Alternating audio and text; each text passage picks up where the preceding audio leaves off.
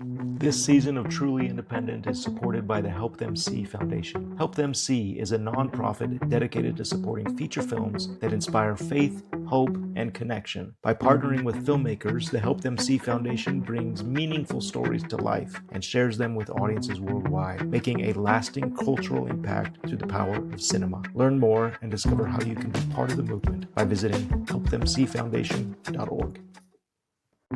Welcome to Season 3 of Truly Independent.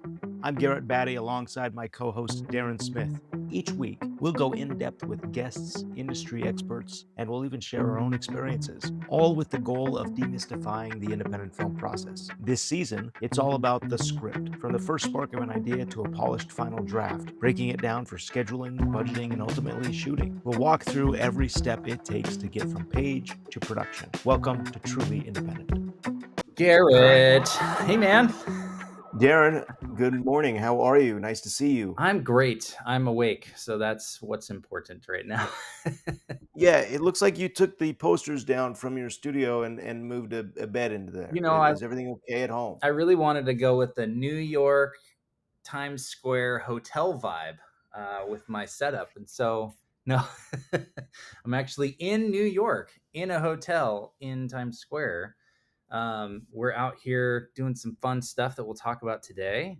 And we, meaning me and another writer director friend, and yeah, we'll dive into that a little bit.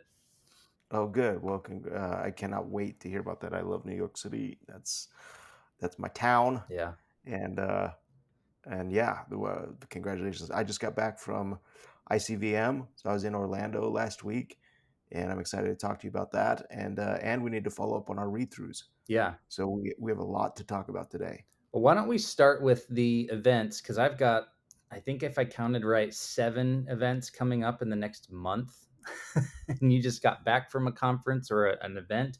Why don't we start there? Tell everybody what ICVM is, why you decided to go out, and how did it go? It was amazing. About 400 people at a conference. These are filmmakers and storytellers that are actually doing really amazing things in faith-based film and Christian film. Yeah. And so I was invited out there when I was at NRB. They said, "Hey, come out to ICVM. It's amazing." And so the Help Them See Foundation actually was a sponsor at ICVM this Oh, year. wow.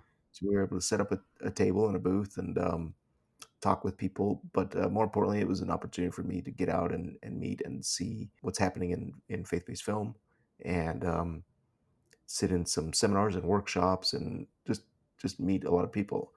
And it was wonderful. It was so nice to be able to interact with so many listeners. I had plenty of people that came up and were aware of the podcast and fans of the podcast. Oh, And man. so it was neat to be able to meet some people, put some faces to the listeners. We screened Alejandro Monteverde's new movie Zero AD that is coming out this December. He's the director of Sound of Freedom and Cabrini. Chatted with him a little bit. Just an incredible film, just amazing, breathtaking film. Wow.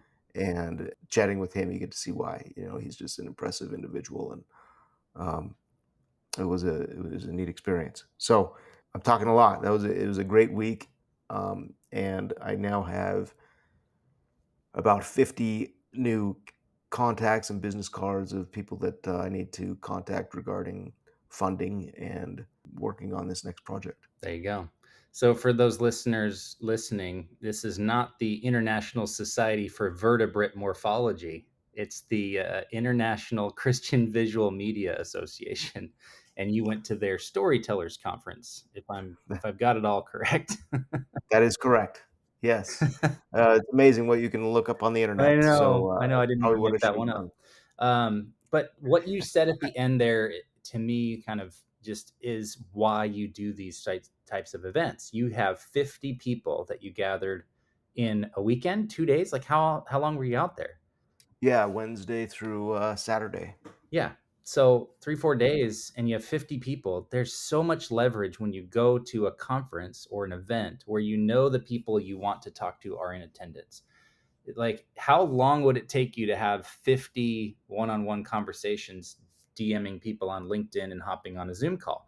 It'd be months. but you did it in a couple of days, and you know that it's not just a spray and pray approach, like based on details in their profile or, a quick search in the LinkedIn search bar.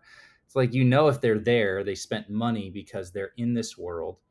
And if they're a sponsor, they have a certain angle. If they're an attendee, they have a certain angle. If they're a filmmaker, they have a certain angle. And you can quickly start having conversations right off the bat where you've got this overlap and alignment. And like you said, 50 people to follow up with.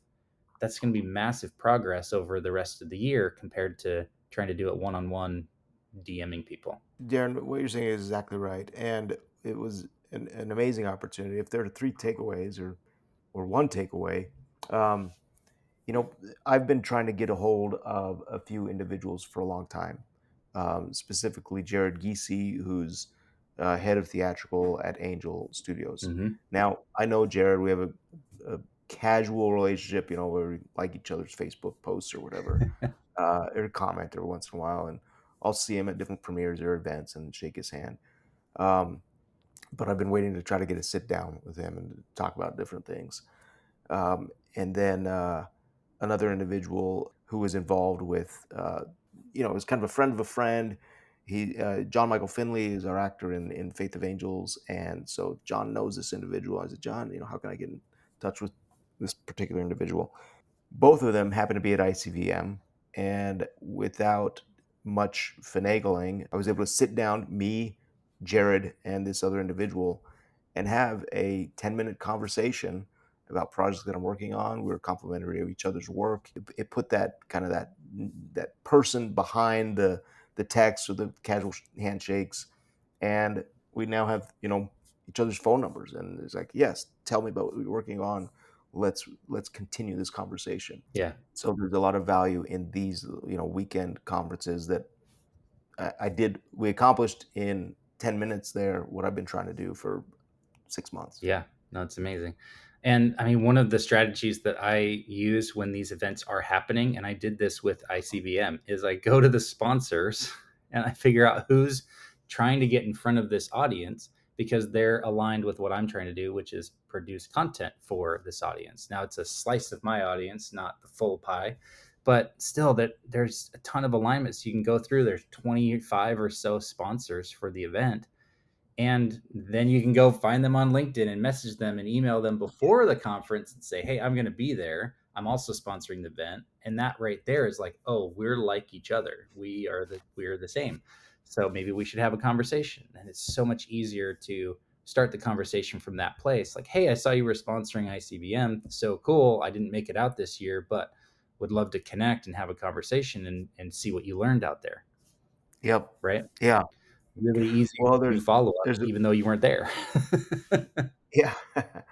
And that's fine. That's I think that they're looking for that. I would love for people to reach out and say, hey, I saw you at Help Them See Foundation at ICVM. Mhm. We didn't get a chance to chat, but here's what I'd like to talk about. And that's spend some time and effort to put up the big banner, and Yeah. you get your 8-foot standee, hoping that people will reach out later. Yeah. And there is. I've got now a week's worth of follow up.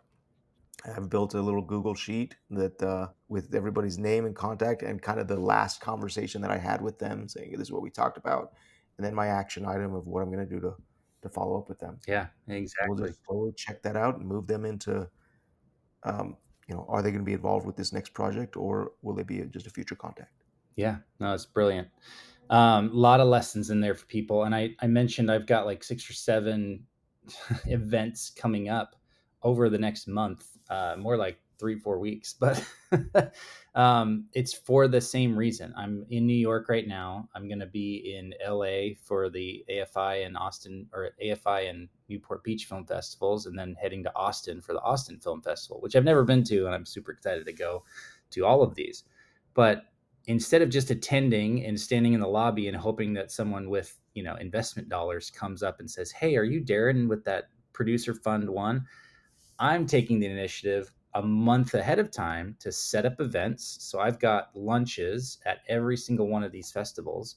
I have one tomorrow. It's more, the one tomorrow in New York is more for my audience, the Craftsman Films people that I've been nurturing over the last year or so. So it's more filmmakers tomorrow, but Today we have an event, and then I've got 3 lunches in LA, one in Newport Beach and one in Beverly Hills, one in Hollywood, while I'm there, and then I'll set up 1 or 2 in Austin. And these are specific investor focused salon style lunches where we're sitting and talking about the opportunity that exists in indie film. And it's pitched that way. The invitation is structured that way. Like, come meet, chat with a bunch of other investors and entertainment professionals about the opportunities in indie film. But because I'm the host, I can invite anybody I want. And so we Yeah. have tonight, we're actually doing a read through. So we'll talk about read throughs in our kind of next segment. But I've got Broadway producers coming and finance people coming, and people that are circling this industry coming. In LA, I've got a gal from my law firm who invited another entertainment exec that works in distribution in one of the big studios, and like just the second degree connections of who you already know is pretty crazy. If you make it easy for them to say this is going to be a cool event, come and bring a friend, they might do that, and it's pretty awesome. So these are very intentionally meant to be events where I can spend some time with people, like you were talking about, 10 minutes, 20 minutes, 30 minutes, whatever it is.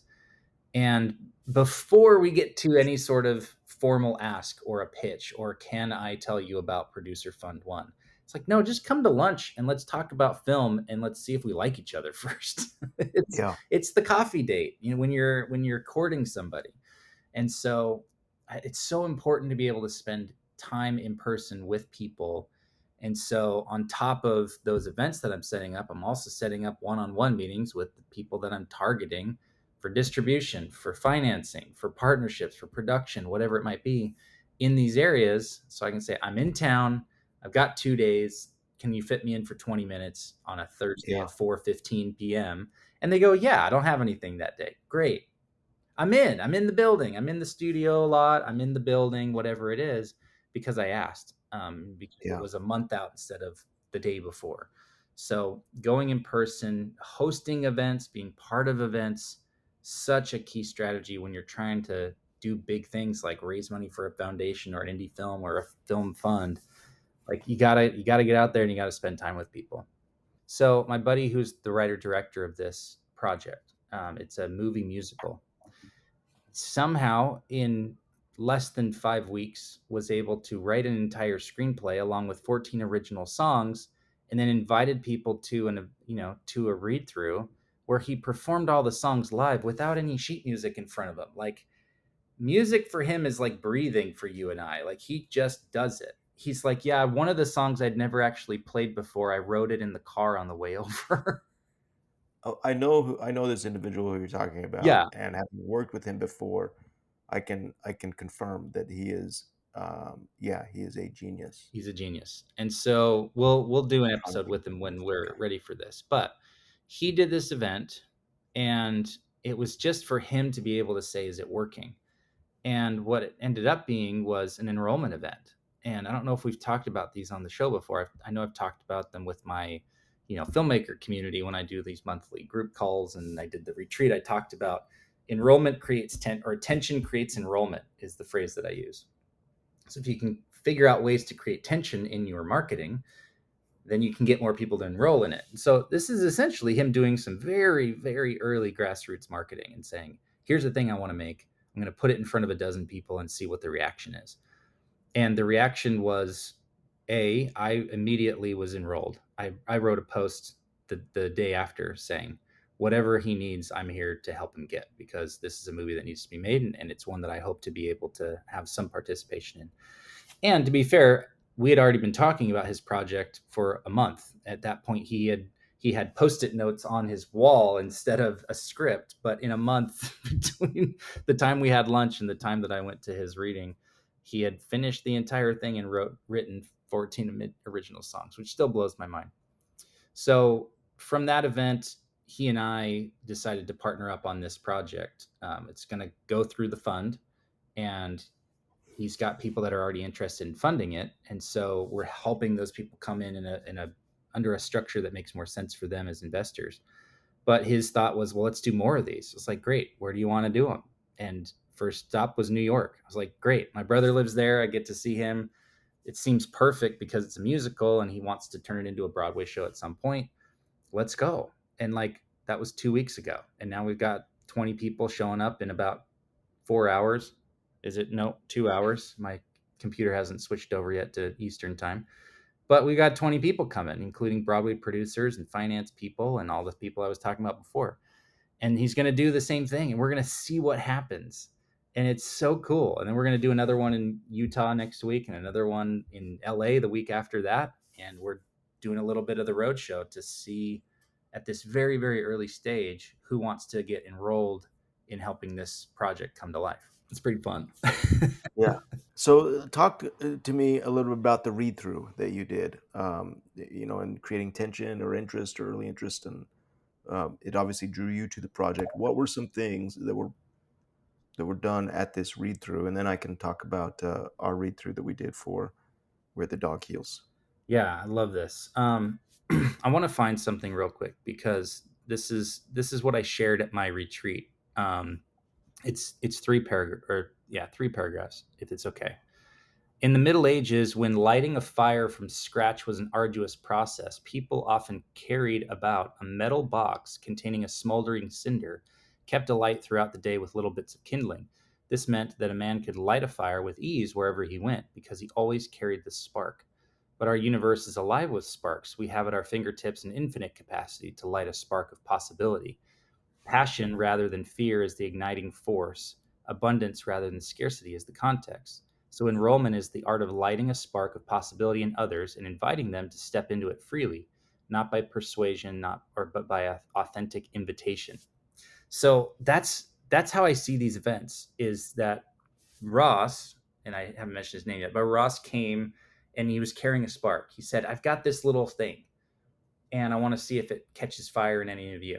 And the number of people who sent him voice messages as they were driving home, that sent text the next day, that posted about it online, that called him and said, "What do you need to make this? I'm in," was enough for him to within the first preview, the first reading, he got. I mean, if he wants this person to be the lead actor, he's got him. If he got me as a producer and he got funding, from the first time that he sat down and performed it. And there were 15 people in the room. So he brought this spark of possibility and he said, "This is what I have. Who wants to bring more to it and add to this fire?" And it was pretty crazy to watch it in real time unfold and see the flames start to you know, elevate from the ground up. And so that's really what it was. It was him bringing a spark, setting it down, and saying, "What do you guys think of this?" Okay. Very cool. So that was, and the setting of the read through was where? Sorry, there's probably more detail I should be giving. Instead of high level stuff. He did it at just like a little venue, not a venue. His wife is involved with the One Voice Children's Choir, and they have a practice space out in Bluffdale, Utah. So he invited us and we went, and there were, like I said, there were only like 15 people there. It was him and a piano and a drop down screen behind him with the script projected on it. It looked like his daughter was scrolling through the script as he was reading through it, so we could all follow along.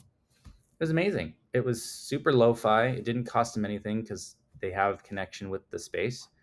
It was this great little black box area with stadium seating, and we sat for, I mean, if that first one was 3 hours, he's cut it down to closer to two and a half. Since And he read the roles, like he he read read the entire script everything 100% himself. No and sang actors, it.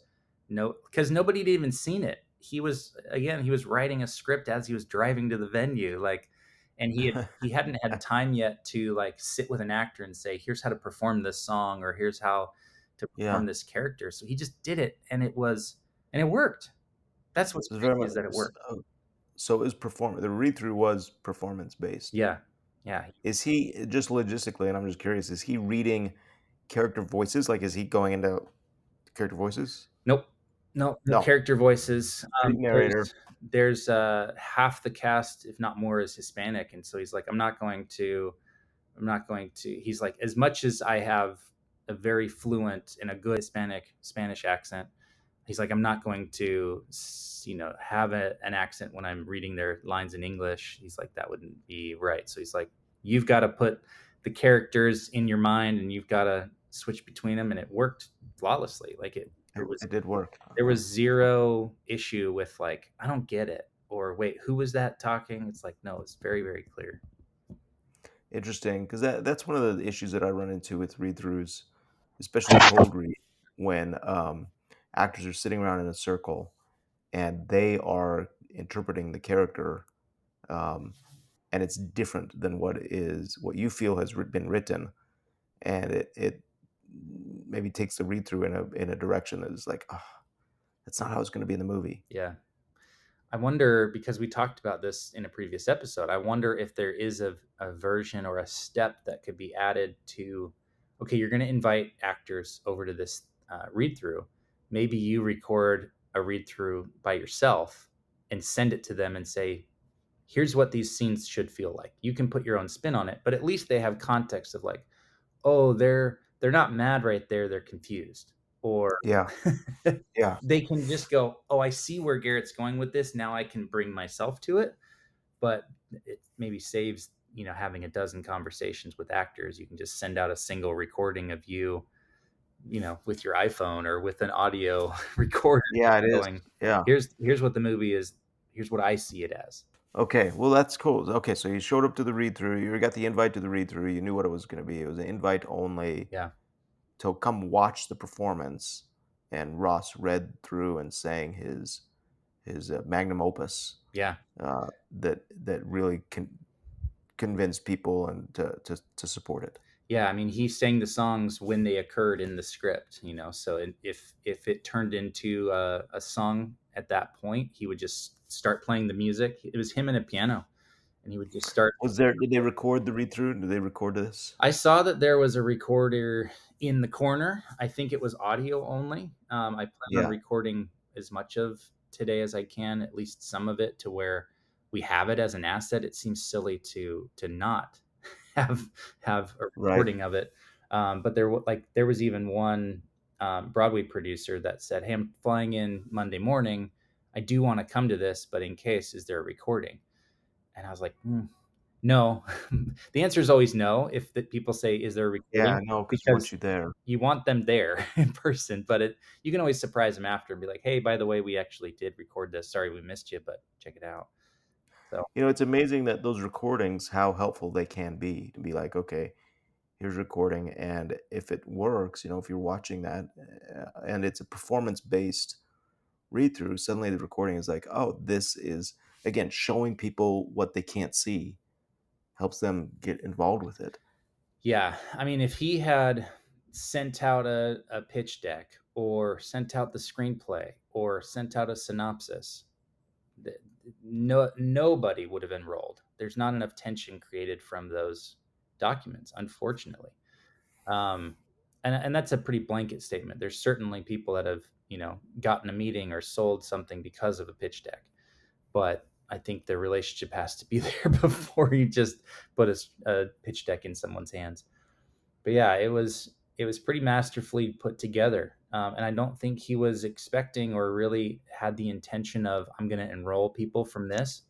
But part of what I think I've brought to the table is expanding his possibility to like, hey, if you do more of these, more of this will happen. You just got to be intentional about it. It's like, I think you're right. Because he was doing it more for revisions and as a screenwriter, like, how does it feel and what needs to be Right. tweaked? And I'm like, dude, do you realize just you got a producer with a fund and an investor who wants to put up the whole budget for this thing, like, in one night, in your first one? Like, what if you did five more? What if you did three more? What if, you never know. So let's carry the spark all over the place. So that's why we're here. Yeah, that's great, man. Yeah, that seems very valuable. That's pretty cool. I'm excited to hear how it goes today. Me too. So tell me, you had a read through of When the Dog Heals, correct?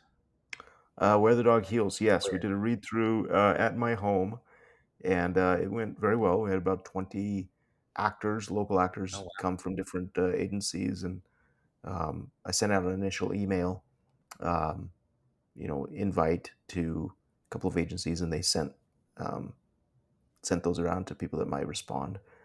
And I'm always very humbled and grateful that people take their time and show up and participate and they bring their A game. I did call one actor friend, dear friend Joel Bishop, Nice. and invited him to come read the principal role because I love his experience. His experience, and I knew it was going to.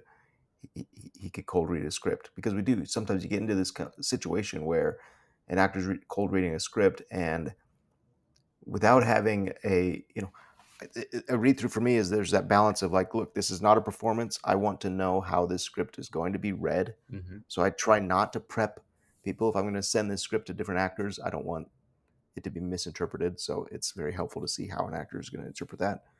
But at the same time, the risk is, Cal, if they start off on the wrong foot, do you stop the read through? Do you say, wait, that's not the right character? So, and then risk embarrassing the actor or whatever it is.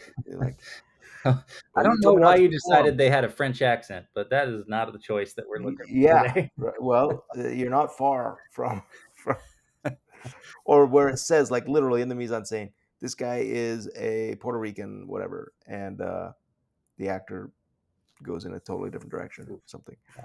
So you got to, we have to balance stuff out like that. But I was very grateful that Joel came over and I was able to chat with him a little about, and um, because this is based on a true story, we had the individual on whom it's based on Zoom with us. Nice. So he was able to give a brief overview, of what the story was, and it was very kind of non um, confrontational, just very open interpretation. But here's the story, and here's why it's important to me. And I think a lot of the actors got on board with that. I didn't do a good job of recording it. I recorded the audio, Mm. but I would have loved to have recorded the video, and that's one thing that I would do differently. And so, as you're doing these read throughs, get a video recording of it, even if it's just a camera in the corner.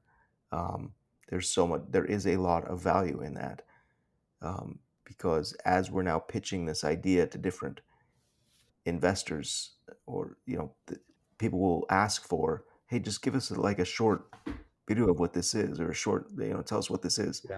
And I think a video could be very helpful, especially if people are responding. I mean, we had the right emotions happening at those moments that we wanted. So to be able to show, like, hey, here's an audience that's laughing or crying or responding emotionally to this story, that's what you want. You want to be able to show that. And so I've got to figure out how to now create that. Yeah, I think about some of the video we captured on Faith of Angels. Like we went up that day and with John into the mine and filmed him in deep in the mine. We're not a mile in, but maybe 1,000 yards or something like that into the mine after scaling some stuff that had fallen down and going, should we be in here? And he's like, he's 75. We're probably fine. But we're in there with our headlamps and two cameras, and then we send that off to John Finley, and it helps enroll him in the movie.